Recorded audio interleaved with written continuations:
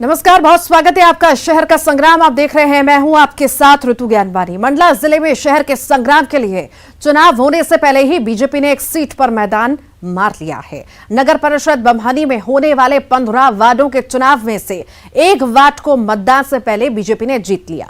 इस तरह बीजेपी कांग्रेस से एक कदम आगे निकल चुकी है।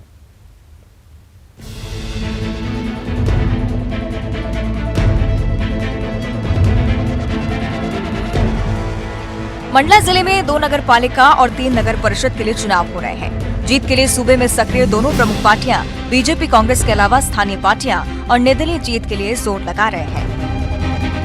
बम्हनी नगर परिषद में जीत के लिए जारी जंग के बीच एक सीट पर बीजेपी ने मतदान से पहले ही बाजी मारी है।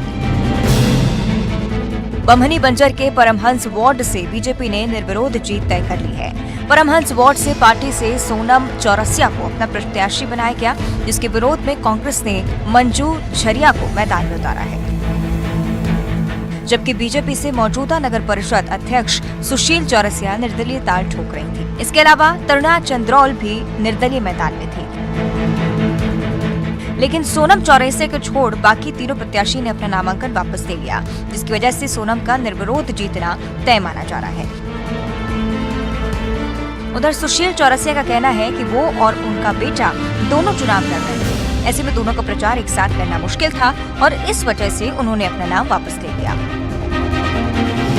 मेरा बेटा चुनाव लड़ रहे थे, क्योंकि मैं दोनों का प्रचार नहीं कर सकती थी, इसलिए मैंने अपना नाम वापस ले लिया। और कोई वजह रही? नहीं, कोई वजह नहीं। हालांकि सुशीला चौरसिया के नाम वापस लेने के पीछे की वजह कुछ और भी बताई जा रही है। बताया ये भी जा रहा है कि सुशीला चौरसिया खराब परफॉर्मेंस की वजह से बीजेपी की सर्वे में पिछड़ रही थी, जिसकी वजह से पार्टी ने इनका पत्ता काट दिया। उधर कांग्रेस का आरोप है कि सूबे की सत्ता पर काबिज बीजेपी ने धनबल, बाहुबल और प्रशासन का गलत इस्तेमाल कर विरोधियों को मैदान छोड़ने पर मजबूर किया है। कांग्रेस रूलिंग पार्टी में नहीं है। रूलिंग पार्टी का दबदबा हर जगह होता है। बीजेपी के कुछ लोगों ने आके हमारे बम्हनी बंजर में कांग्रेस के प्रत्याशियों पर दबाव डाला कि फार्म वापस कराएं। अब इसके लिए चूंकि वो रूलिंग पार्टी के लिए बार बार थानेदार को बताने के बाद भी माननीय दोहरे जी ने कुछ नहीं किया। जब हमने उनको बताया कि भाई यहाँ पे बीजेपी के कार्यकर्ता आके कांग्रेस के प्रत्याशियों पे दबाव डाला के फार्म वापस कर रहे हैं, ये बात हमने सीएमओ महोदय से भी बताई और ये बात हमने भोपाल भी हमारे कमलनाथ जी के पीए को की, डॉक्टर मर्सकोले को भी बताई। लेकिन चूंकि हम रूलिंग पार्टी में नहीं है, इसलिए हमारी सुनाई नहीं है। कुल मिलाकर मंडला जिले के बम्हनी नगर परिषद के एक वार्ड पर बीजेपी की जीत तय हो गई है, जिसकी औपचारिक घोषणा मतदान के बाद की जाएगी। उधर निर्विरोध जीत तय करने वाली बीजेपी प्रत्याशी सोनम चौरसिया अपने परमहंस वार्ड में विकास कार्यों की प्राथमिकता तय करने में जुटी हुई है। मेरे विपक्ष में 3 लोगों ने फॉर्म डाला था। उनके द्वारा फॉर्म उठा लिया गया है? जी, तीनों के फॉर्म उठा लिए गए। मतलब आपकी सीट निर्विरोध निकली? जी। कैसा महसूस कर रहे हैं निर्विरोध जीतकर? मुझे बहुत अच्छा लग रहा है मैम। शायद पहली बार ऐसा हुआ है कि निर्विरोध वार्ड नंबर 15 में निर्विरोध प्रत्याशी जीत रहा है। क्या चाहेंगी अपने वार्ड के लिए? मैं चाहती हूँ कि मैं बहुत अच्छे से अच्छा काम करूँ और जो भी लोगों की समस्याएं हैं उनको मैं सॉल्व करूँ। बम्हनी नगर परिषद के कुल 15 वार्ड में चुनाव होने हैं, जिनमें कुल 71 प्रत्याशी मैदान हैं, जिनमें से 12 लोगों ने अपने नाम वापस ले लिए हैं। परमहंस वार्ड से मैदान में डटे इकलौती प्रत्याशी सोनम चौरसिया ने मतदान से पहले मैदान मार लिया है। रिटर्निंग ऑफिसर ने इसकी पुष्टि कर दी है। जो अभी फाइनली विधिमान जो हुए हैं वो 71 प्रत्याशी हैं पूरी नगर परिषद बम्हनी बंजर में, और आज 12 प्रत्याशियों ने नाम वापसी ली है। बाढ़ को वहाँ 15 में 4 प्रत्याशियों ने नाम भरा था, जिसमें 3 प्रत्याशियों ने नाम वापस ले लिए हैं और सिर्फ एक प्रत्याशी बचा है, तो वो निर्वाचित हो गए। मंडला जिले में शहर की सरकार के लिए 2 नगर पालिका और 3 नगर परिषद में जीत के लिए तमाम प्रत्याशी के बीच जंग जारी है। इसी बीच बम्हनी नगर परिषद में एक सीट पर बीजेपी ने जीत पक्की कर ली है। हालांकि बाकी जगहों पर चुनौतियां बरकरार हैं। अब देखना यह है कि जिले में कांग्रेस सत्ताधारी बीजेपी को कितनी टक्कर दे पाती है। कृष्ण साहू, न्यूज़ 18 मंडला।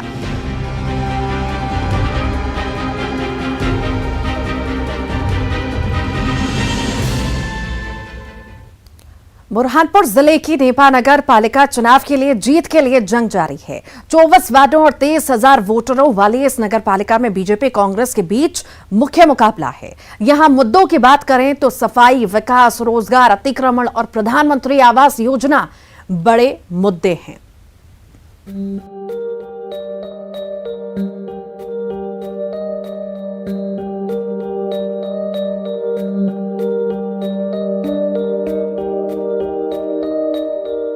ये बुरहानपुर जिले की नेपा नगर पालिका है। 24 वार्डों वाली इस नगर पालिका में इस बार अप्रत्यक्ष रूप से नगर पालिका अध्यक्ष का चुनाव होगा, यानी कि जो पार्षद जनता चुनेगी वो नगर पालिका अध्यक्ष का चुनाव करेगी। 23,000 वोटरों वाली नेपा नगर पालिका में अध्यक्ष का पद ओबीसी महिला के लिए आरक्षित है। यानी हवाओं में तो विकास कार्य बहुत हो रहे, बाकी इसमें कई विकास कार्य अधूरे पड़े हुए, जिसका भूमि पूजन कर दिया गया है और बस उसको करके भूल दिया गया है, जिसका मुद्दा कांग्रेस भी उठा रही है। बाकी कांग्रेस भी मजबूर है, कांग्रेस है ही नहीं कहीं सत्ता में, तो ये सिर्फ बोलने पुरता ही ऐसी बोलती है, उसके बाद में पीछे हट जाती है। पिछले 2 बार से शहर की सत्ता पर काबिज बीजेपी जीत की हैट्रिक के लिए पूरा जोर लगा रही है। वहीं नेपा नगर शहर की सरकार 3 बार चला चुकी कांग्रेस पिछले 2 बार से चौथा मौका मिलने के इंतजार में जोर आजमाइश कर रही है। माना यह जाएगा कि 1995 में सबसे पहले नगर पालिका अध्यक्ष मनोनीत की गई थी जोगिंदर सिंह जौली। वो 5 साल राज किया उन्होंने। उनके बाद में 1999 या सन 2000 में जब नगर पालिका के चुनाव हुए तो उसमें जगविंदर सिंह जौली यानी जोगिंदर सिंह जौली के हस्बैंड, जिनको संडी भैया के नाम से भी जाने जाते हैं, इन लोगों ने 5 साल राज किया। इनके बाद में नगर पालिका का चुनाव हुआ तो उसमें सोहन सैनी जी कांग्रेस से आए। वो उनके बाद उनके 5 साल राज करने के बाद मधु सिंह चौहान, इन लोगों ने बीजेपी से है, और इनके बाद में राजेश चौहान साहब, तो जिसमें 3 बार कांग्रेस ने यहाँ पे राज किया 15 साल, और उसके बाद 10 साल से बीजेपी राज कर रही है। मुद्दों की बात करें तो यहाँ एशिया के सबसे बड़े अखबारी कागज के कारखाने में स्थानीय लोगों को रोजगार हमेशा मुद्दा रहा है, जो इस बार भी है। शहरी वोटरों के तो सबसे बड़ा मुद्दा तो ये है कि यहाँ पर रोजगार का है, और यहाँ के नौजवान भी मतलब स्थानीय युवाओं को रोजगार के लिए आवाज़ उठाते रहते हैं, जिसमें इन लोगों को रोजगार नहीं मिल पा रहा है। और इनकी मजबूरी ये है कि इनको आखिर में आउट ऑफ सिटी यानी बुरहानपुर, खंडवा, जलगांव, पूना, इस जगह जाके इनको जॉब करना पड़ती है। अभी नेपा मिल कुछ दिन पहले मशीनों की ओपनिंग हुई, मंत्री जी भी आए थे। बाकी अब वो चलती है या नहीं चलती है ये तो मतलब आगे भविष्य में देखा जाएगा। बाकी फिलहाल नगर के युवाओं को रोजगार नहीं मिल पा रहा है, क्योंकि नेपा मिल के अंदर भी बाहरी लोगों की ज़्यादा भर्ती की गई। वहीं नगर पालिका में विकास के साथ साथ प्रधानमंत्री आवास योजना का मुद्दा भी है, जिसको लेकर समय समय पर सूबे में सक्रिय दोनों पार्टियां उठाती रही हैं, और इस बार भी बीजेपी और कांग्रेस दोनों विकास के साथ प्रधानमंत्री आवास का बड़ा दावा कर रही हैं। नेपा नगर पालिका में नेपा मिल की 265 एकड़ जमीन नगर पालिका में शामिल कर उस पर प्रधानमंत्री आवास योजना के तहत गरीबों के लिए घर बनाने का मुद्दा वर्षों से चला आ रहा है, और इस बार नगर पालिका के चुनाव में भी ये मुद्दा खूब उठाया जा रहा है। खासकर शहर की सरकार चला रही बीजेपी इस मुद्दे को जोर शोर से उठा रही है। हर पार्टियां कहती है, कांग्रेस भी बोल रही है कि हम नगर पालिका में मिलवा देंगे, बीजेपी कहती है कि 360 एकड़ जो भूमि है वो अपन नगर पालिका में ले लेंगे, उसके बाद प्रधानमंत्री आवास योजना का लाभ मिलेगा। बाकी ये सब किंतु परंतु है, इसमें यानी ऊपर से कोई ऐसा हुआ नहीं है। बाकी जो नेपा नगर का कुछ क्षेत्र है, यानी जो मनोज टाकिज के एरिया का जो राजस्व विभाग में आता है, भातखड़ा जो क्षेत्र है चूना भट्टा के उधर, मतलब चूना भट्टा जो नगर का है, वहाँ भी मुद्दा उठाया आवास योजना का, और ये लोगों ने कई बार चुनाव का बहिष्कार भी किया, तो इनको इस चीज़ का लाभ नहीं मिल पाया। बाकी चूना भट्टा के मसक नदी के उस पार जो राजस्व भूमि है, भातखेड़ा, अंधारी, सात पायरी, इन लोगों को प्रधानमंत्री आवास योजना का लाभ मिल रहा है। बात करें यहाँ के राजनीतिक परिदृश्य की तो कांग्रेस छोड़ बीजेपी में शामिल हुई नेपा नगर विधायक सुमित्रा कास्टेकर पिछली बार 25,000 से ज्यादा वोटों से चुनाव जीती थी, जबकि खंडवा के सांसद नंद कुमार सिंह चौहान के निधन के बाद उपचुनाव में बीजेपी के ज्ञानेश्वर पाटिल सांसद बने। और ऐसे में राजनीतिक पकड़ के लिहाज से बीजेपी यहाँ कांग्रेस में एक कदम आगे दिखाई दे रही है, जिसकी तस्दीक स्थानीय राजनीतिक के जानकार भी कर रहे हैं। और नेपा नगर की जनता जागरूक है। जब इन्होंने 3 बार कांग्रेस को मौका दिया और इनका हल नहीं निकला, तो इन्होंने 2 बार से बीजेपी को इन्होंने मौका दिया। अब इस बार भी ये जनता के दिल के अंदर है कि उनके दिल में क्या है। अगर उन्हें ऐसा लगता है कि बीजेपी अगर उनको उनका विकास कार्य में सहयोग कर सकती है तो बीजेपी आएगी। बाकी कांग्रेस की आने की उम्मीद है। बाकी ऐसा है कि बस जमीनी स्तर पर कांग्रेस यहाँ पे बहुत कमजोर है। इस तरह नेपानगर नगर पालिका में शहर की सरकार बनाने के लिए बीजेपी कांग्रेस के बीच जंग जारी है। चुनावी मुद्दे तो बहुत हैं, लेकिन जातीय समीकरण भी एक सच्चाई है जिसे साधने के लिए दोनों प्रतिद्वंदी दम लगा रहे हैं। हालांकि यहाँ कुंभी पटेल, मुस्लिम, अनुसूचित जाति, अनुसूचित जनजाति, ओबीसी, ठाकुर, यादव सभी समाज और वर्ग के मतदाता तकरीबन समान संख्या में मौजूद हैं। शारिक अख्तर दुर्रानी, न्यूज़ 18 बुरहानपुर। शहर के संग्राम में बात करते हैं खरगोन जिले के भीकनगांव नगर परिषद चुनाव की, जहां नगर की सरकार बनाने के लिए जोर आजमाइश जारी है। लेकिन यहां दोनों प्रमुख प्रतिद्वंदियों की एक कॉमन मुसीबत खड़ी हो गई है और वो मुसीबत है बागी। भीकनगांव में बीजेपी कांग्रेस दोनों पार्टियों के बागी मैदान में हैं, जो इस बार बागियों की सरकार बनाने का दावा कर रहे हैं। उधर चुनाव प्रचार के साथ ही बागियों को मनाने की कोशिश भी जारी है।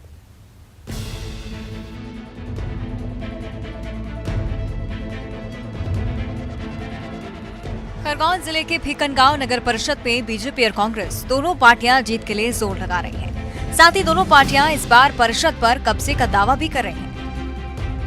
लेकिन इस बार बागियों ने दोनों पार्टियों की मुश्किलें बढ़ा दी हैं। प्रत्याशी जीत का दावा कर रहे हैं, लेकिन बागी अलग ताल ठोक रहे हैं। कांग्रेस के बागी गुटबाजी के आरोप लगा रहे हैं, वहीं बीजेपी के बागी व्यक्ति विशेष के परिवार से पिछड़ा वर्ग की महिला को अध्यक्ष बनाने के लिए उनकी बलि देने के आरोप लगा रहे हैं। इतना ही नहीं, कुछ बागी तो पट्टावाद चलाने और पैसा लेकर टिकट देने जैसे गंभीर आरोप भी लगा रहे हैं। अब वो भीकनगांव के जो मूल जो हैं, मैं भीकनगांव से मेरे साथ वाला मतलब जनसंघ के जमाने कोई 2 जन्म बचे हैं, बाकी सब गए ऊपर। हमको पता ही नहीं लगता। हमारी राजनीति तो खरगोन से, बमनाला से, पोखर से चलती और भोपाल से चलती। भीकनगांव वालों कोई पूछता ही नहीं। अच्छा, तो असंतोष तो फैलेगा और उम्मीदवार इतने ज्यादा खड़े होंगे सही। अच्छा, तो क्या लग रहा है चुनाव में क्या स्थिति रहेगी भाजपा की? चुनाव में तो बीजेपी जो है 9 से 10 सीट जीतेगी, उससे बस। अच्छा, पर असंतोष है? असंतोष तो रहे। एक विशेष व्यक्ति को अध्यक्ष बनाने के लिए पार्टी की बलि दी जा रही है और भाजपा के टिकट बेच दिए गए हैं। बेचे गए खुले। जो आदमी पार्टी में था ही नहीं उसको लाके टिकट दे रहे हैं। उसको जबरदस्ती पार्टी का कैंडिडेट बता रहे, जिस पार्टी के झंडे डंडे तक नहीं जिसने देखे, उसको टिकट इसी आधार पे दिया गया है कि एक व्यक्ति विशेष को नगर अध्यक्ष बनाना है। बड़ी दुर्भाग्य की बात है कि आज हम लोग जो जनसंघ से जुड़े हुए लोग हैं, आज एक पट्टावाद की राजनीति के चक्कर में हमें आज बागी होकर चुनाव लड़ना पड़ रहा है। यानी कुछ लोगों की हठधर्मिता इतनी बढ़ गई है भारतीय जनता पार्टी के अंदर कि वो लोग एक विशेष समुदाय को बाहर करना चाहते हैं। जो पावर में होते हैं वो अपने पावर का इतना मिसयूज़ कर रहे हैं कि वो किसी भी हद तक जा कर के उन्हें ना ही तो भारतीय जनता पार्टी की परवाह है, ना ही तो उन्हें नगर के में भारतीय जनता पार्टी की परिषद आए, ना ही तो उन्हें ये परवाह है कि विधानसभा भारतीय जनता पार्टी बनाए। वो खुद अपने अहंकार में, अपने स्वाभिमान के लिए, अपने पद के लिए सारी चीज़ों की बलि लगाने को तैयार हो गए हैं। बीजेपी कांग्रेस दोनों पार्टियां असंतोष और बगावत के बीच चुनाव प्रचार में जुटी हैं और इसी बीच बागियों को मनाने की कोशिश भी लगातार जारी है। दोनों पार्टियों को उम्मीद है कि वो समय रहते बागियों को मना लेंगे और पार्टी के समर्थन में एकजुट होकर जीत के लिए जोर लगाएंगे। लेकिन बागियों के रुख को देखते हुए पार्टियों के दावे में दम कम ही नजर आ रहा है। कांग्रेस का मानना है कि बागी होकर मैदान में उतरे अपने ही लोग हैं, जिन्हें समय रहते मना लिया जाएगा। वहीं बीजेपी के कुछ नेताओं का मानना है कि बीजेपी 10 करोड़ कार्यकर्ताओं की पार्टी है, जिसमें थोड़ा बहुत असंतोष होना लाजमी है। बीजेपी नेता बागियों को मनाने की कोशिश में जुटे हुए हैं, तो वहीं उन्हें विश्वास है कि जीत उन्हीं की पार्टी के प्रत्याशियों की होगी। भारतीय जनता पार्टी 10 करोड़ कार्यकर्ताओं की पार्टी हो गई है। परिवार बहुत बड़ा हो गया है। कहीं ना कहीं थोड़ा बहुत असंतोष तो रहता है। बाकी जो हुए वो थे मान भी जाएंगे। बाकी ऐसी कोई बात नहीं है। भारतीय जनता पार्टी की परिषद बनेगी और निरंतर विकास और विकास और विकास होता रहेगा। संगठन के द्वारा जो चयन समिति की गई थी हमारे द्वारा, काफ़ी निर्णय हम चयन समिति तक वहाँ तक पहुँचे, जो चयन समिति का पर्यवेक्षक जो हमारे बने थे उनके द्वारा जो निर्णय हुए वो लिए गए। कुछ हमारे परिवार के सदस्य के लोग ने फॉर्म बागी भरा है। हमने अंतिम समय में भी प्रयास किए उनके, और लगातार हमारा संगठन अभी भी लगा हुआ है कि अंतिम दिनों तक हम हमारे कांग्रेस के प्रत्याशी को समझा के कांग्रेस के समर्थन में उनका समर्थन निश्चित लेंगे।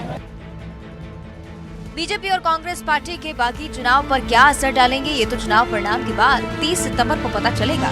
लेकिन दोनों दलों में 2023 के विधानसभा चुनाव के पहले शहर के संग्राम में पार्टी के भीतर बगावत अच्छे संकेत नहीं है। आशुतोष पुरोहित, न्यूज़ 18 खरगोन। यहाँ रुक रहे हैं एक छोटे से ब्रेक के लिए।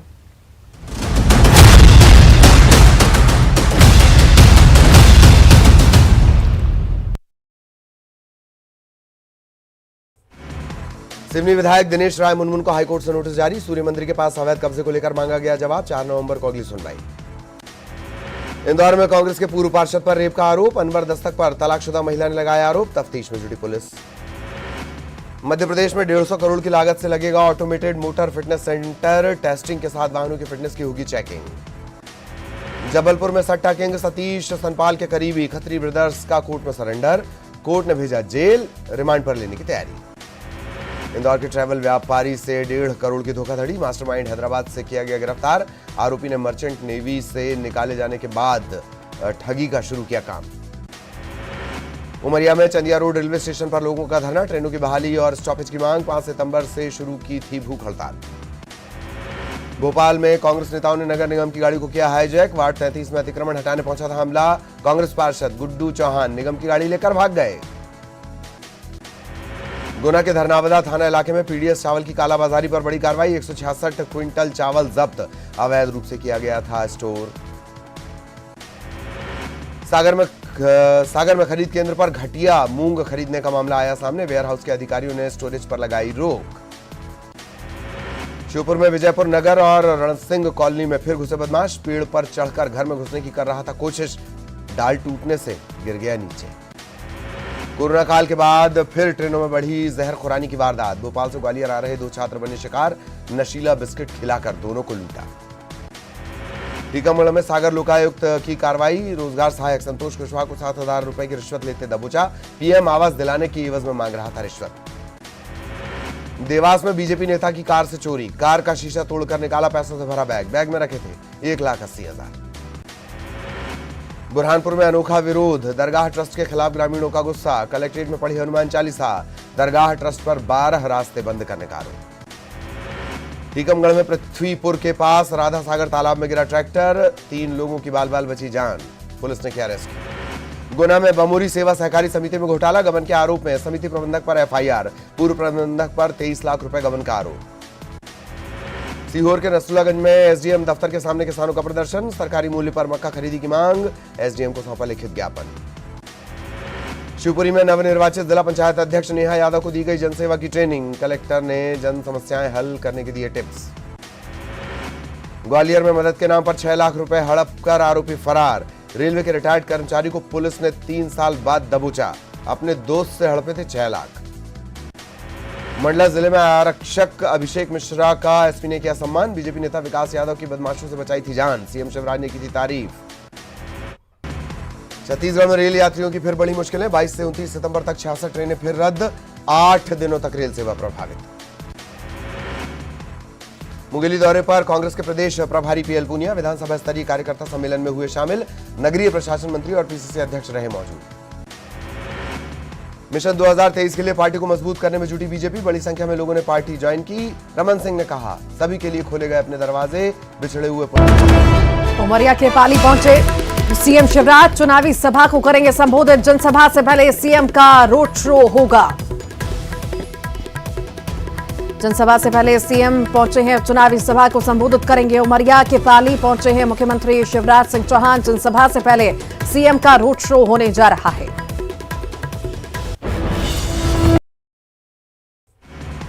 सिवनी विधायक दिनेश राय मुनमुन को हाईकोर्ट से नोटिस जारी। सूर्य मंदिर के पास अवैध कब्जे को लेकर मांगा गया जवाब। 4 नवंबर को अगली सुनवाई।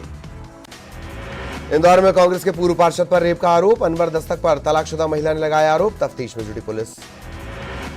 मध्य प्रदेश में 150 करोड़ की लागत से लगेगा automated motor fitness centre. Testing के साथ वाहनों की फिटनेस की होगी चेकिंग। जबलपुर में सट्टा किंग सतीश सनपाल के करीबी खत्री ब्रदर्स का कोर्ट में सरेंडर।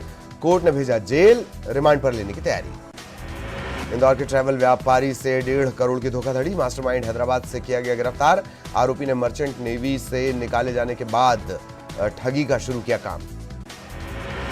उमरिया में चंदिया रोड रेलवे स्टेशन पर लोगों का धरना। ट्रेनों की बहाली और स्टॉपेज की मांग। 5 सितंबर से शुरू की थी भूख हड़ताल। भोपाल में कांग्रेस नेताओं ने नगर निगम की गाड़ी को किया हाईजैक। वार्ड 33 में अतिक्रमण हटाने पहुंचा था हमला। मोहाली में खेले गए T20 मैच में भारत की हार। 3 T20 मैचों की सीरीज के पहले मुकाबले में ऑस्ट्रेलिया ने भारत को 4 विकेट से हराया। टीम इंडिया ने ऑस्ट्रेलिया के खिलाफ T20 फॉर्मेट का बनाया था सबसे बड़ा स्कोर। भारत ने 4 विकेट पर बनाए थे 208 रन। जवाब में ऑस्ट्रेलिया ने 19.2 ओवर में 6 विकेट खोकर हासिल किया टारगेट। मैच में ऑस्ट्रेलियाई बल्लेबाजों का रहा दबदबा। कैमरून और ग्रीन ने 30 गेंदों में खेली 61 रन की धमाकेदार पारी।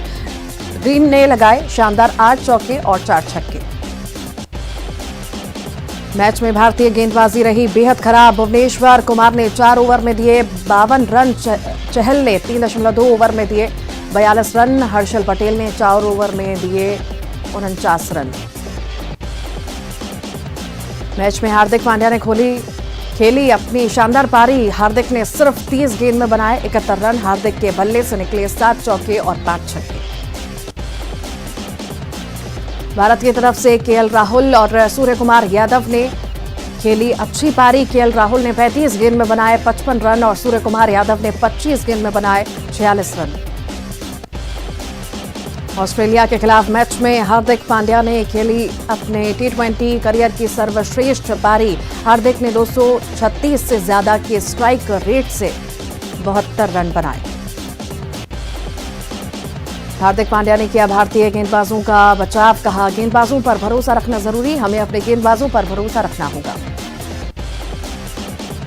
वुमेन्स एशिया कप का शेड्यूल हुआ जारी। 7 अक्टूबर को भिड़ेंगी भारत पाकिस्तान की महिला टीमें। बांग्लादेश में 1 अक्टूबर से शुरू होगा टूर्नामेंट। वुमेन्स एशिया कप के लिए टीम इंडिया का हुआ ऐलान। हरमनप्रीत कौर को टीम की कमान। स्मृति मंधाना रहेंगी उपकप्तान। रोड्रिक्स की चोट से वापसी। 17 साल बाद पाक के घर में जीता इंग्लैंड। पहले T20 मुकाबले में इंग्लैंड ने पाकिस्तान को 6 विकेट से हराया। हेल्सब्रुक ने खेली मैच विनिंग पारियां।